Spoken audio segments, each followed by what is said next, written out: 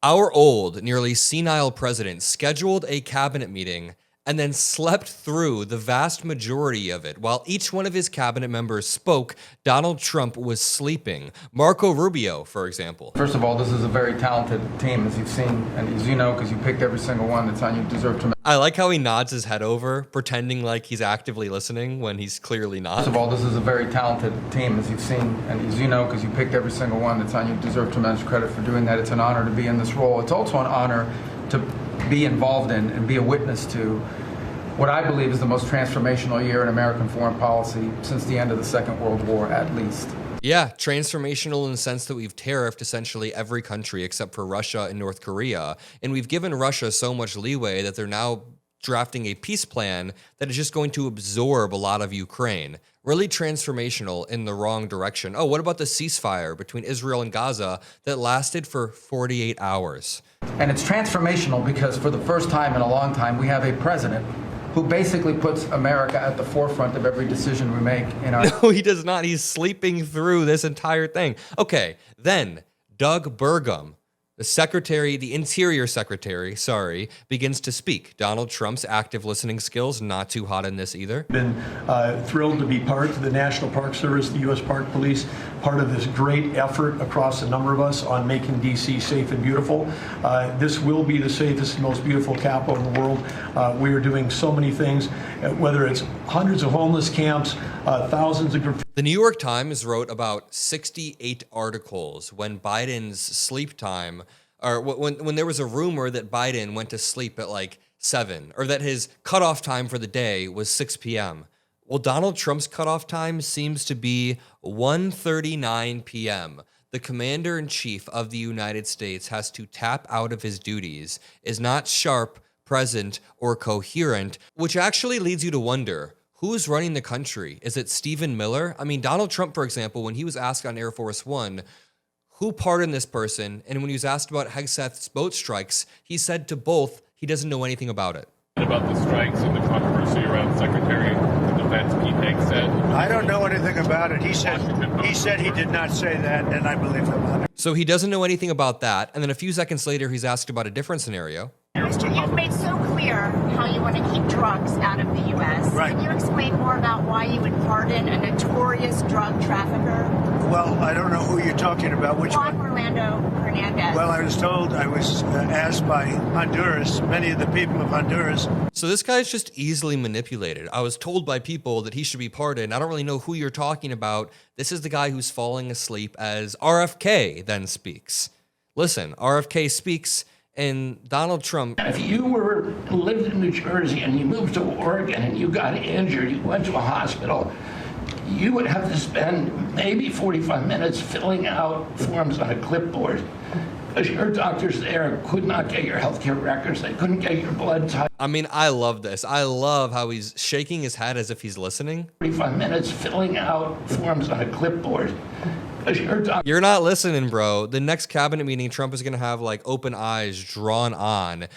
This explains why he's never in the know when he's asked about huge things that happened. There's a lot of projection going on. Donald Trump is worried about his age, his sleepiness, his cognitive decline. So he puts an auto pen of Joe Biden on the wall, a photo of like an auto pen in place of Joe Biden, to try to project and try to draw attention to that. He talks relentlessly about auto pen investigations when he's the one who, as I just illustrated, doesn't know in multiple scenarios what's happening. Now, first of all, make sure you drop a like and subscribe to the Adam Mockler feed. Secondly, when Donald Trump did begin to speak, it was the worst, most incoherent thing ever as usual. In one clip, he says that affordability is essentially a Democratic scam. Donald Trump is so reactively against everything that Democrats are for that if Zohran Mamdani and Gavin Newsom ran on just like hygiene, being hygienic, Trump would be like, hygiene is a scam. Or if we ran on any common sense thing, like, hey, maybe you shouldn't repeatedly punch yourself in the face, Trump would be like, that's a scam. Just listen to how he talks about affordability here. And it didn't have much of an impact because the prices were very high. But our prices now for energy, but for gasoline are really low. Electricity's coming down. And when that comes down, everything comes down. But the word affordability is a Democrat scam. they say it, and then they go on to the next subject, and everyone thinks, oh, they had lower prices. No, they had the worst inflation in the history of our country. Now, some people will correct me, because they always love to correct me, even though I'm right about everything. But some people like to correct me, and they say 48 years. I say it's not 48 years, it's much more. But they say it's the worst inflation that we've had in 48 years. I say ever. But whether it's 48 years or ever, it's pretty bad. We had the worst inflation that we've ever had. And you've done nothing to fix anything. When Biden left office, the inflation rate was lower. It was cooling off. A lot of the inflation is embedded into the economy, so it's never perfect. It's never going to be perfect. Everything's always going to be more expensive, but it was cooling off. Trump's tariffs have directly increased inflation. And it's funny because immediately after Donald Trump rants about affordability, J.D. Vance then talks about the affordability crisis that Americans are going through. It seems like J.D. Vance is trying to message in a little bit different of a way. In the last administration, if you look at every affordability crisis that's confronting the American people today. Oh, he's going to blame it on, let's guess, either illegal immigrants or Democrats, Joe Biden. It is traceable directly to a problem caused by Joe Biden and congressional Democrats. Why did it was homes Biden. It was Biden. Get so unaffordable? Because we had 20 million illegal aliens in this country. Oh, he did the immigrant thing too. Taking homes that ought by right to go to American citizens. This is not true. There is a broader supply problem and problem with regulations. It is not simply because of illegal immigrants. The Department of Homeland Security made this post the other day where they literally do this. It's like a Nazi-esque scapegoating tactic. The Nazis would say this exact thing. They would say, the Jews are the reason why hospitals are filled and your medicine is so expensive. It's the reason why houses are expensive. The reason why inflation is here. They blamed everything on Jewish people as a scapegoat, and that's what the Department of Homeland Security account, J.D. Vance, Donald Trump, that's what they're all doing with immigrants. It's being steered by Stephen Miller very clearly, but the DHS official account had this post. They said, the reason why homes are expensive, it's because of immigrants. The reason why healthcare is expensive, it's because of immigrants. Schools are filled because of... None of this is true. Immigrants are net benefits to the U.S. society, and this demonization is actually anti-American. I am all for having a more streamlined process where people can come here in a safe and legal manner that does not take 7 to 12 years, but that is far, far different than the demonization that we see coming from popular mainstream Republicans. J.D. Vance contradicts Donald Trump's affordability messaging immediately. This then brings us on to MAGA Pete Hegseth. I'm going to make an entire other video about this, so make sure you're subscribed with post notifications on. But Pete Hegseth is essentially doubling down on the idea that they're striking narco boats. And I forgot to tell you, Trump is sleeping while he's doing this. Control of our border. And then it's getting after and going after narco terrorists and designated terrorist organizations in our own hemisphere. As I've said, and I'll say again, we've only just begun striking narco boats and putting narco terrorists at the bottom of the ocean, because they've been poisoning the American people. And Joe Biden tried to approach it with kid gloves and allowed them to come across the border. Cartels take over community, 20 million people, hundreds of thousands of Americans poisoned. And President Trump said, no, we're taking the gloves off. We're taking the fight to these designated terror organizations.